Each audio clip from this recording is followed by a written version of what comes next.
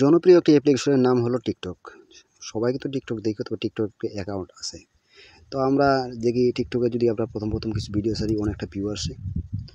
আর next টাইমে কিন্তু view আসে না। কেন আসে না তা দেখাবো আজকের ভিডিওতে। এই যে দেখেন, এই ভিডিওতে কিন্তু আমার পোস্ট রেস্ট্রিক্ট আছে। যে আইডিতে পোস্ট রেস্ট্রিক্ট আছে সেই আইডিতে কিন্তু কখনো ভিউ আসবে না।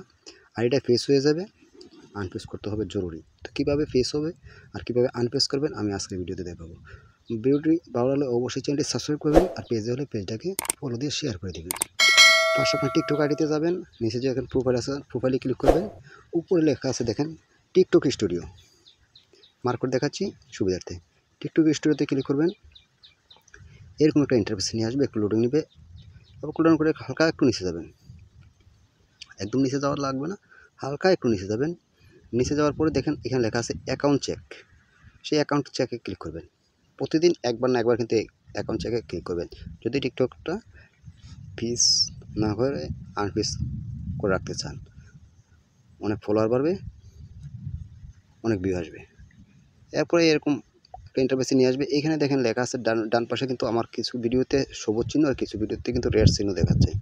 যে চিহ্নগুলো সবুজ চিহ্ন এগুলো কিন্তু ভালো, আর যেগুলো রেড চিহ্ন এই ভিডিওগুলোতে কিন্তু পোস্ট রিস্ট্রিক্ট চলে আসছে। সেই পোস্ট রিস্ট্রিক্টটা কিন্তু অবশ্যই ডিলিট করে দিতে হবে, নাহলে কিন্তু আপনার আইডিয়া ফিস তো হয়েছে, আইডিয়া ডিসেবল হওয়া যেতে পারে।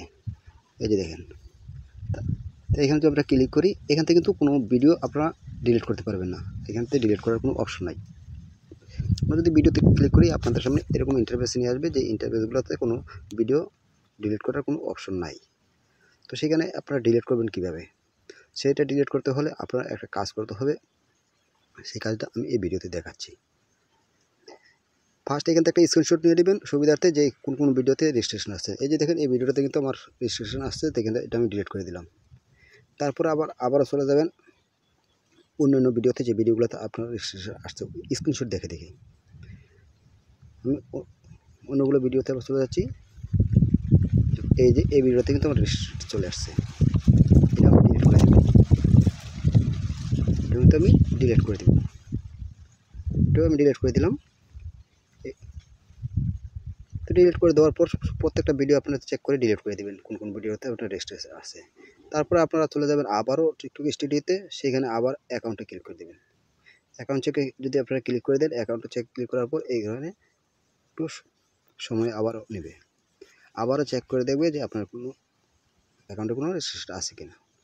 যদি দেখেন কোনটার ভিতরে লাল চিহ্ন আছে, তো এটাতে কিন্তু অবশ্যই ডিলিট করে দিতে হবে।